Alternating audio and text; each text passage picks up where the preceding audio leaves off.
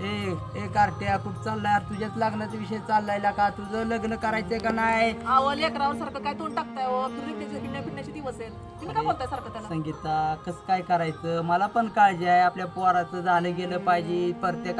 प्रत्येक मुलाला 2-2 पोरं झाली. आपल्याला वाटत नाही का आपल्या बी पोराला लेकरू बाळ झालं पाहिजे?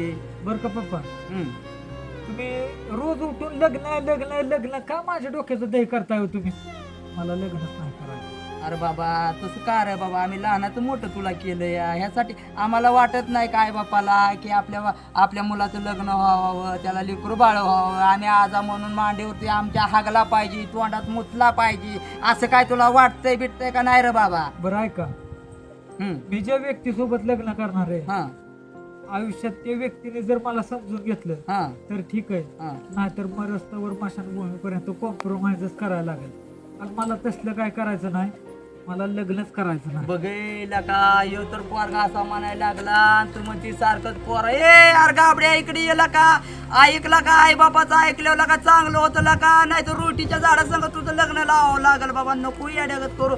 सांगा का कारभारने त्याला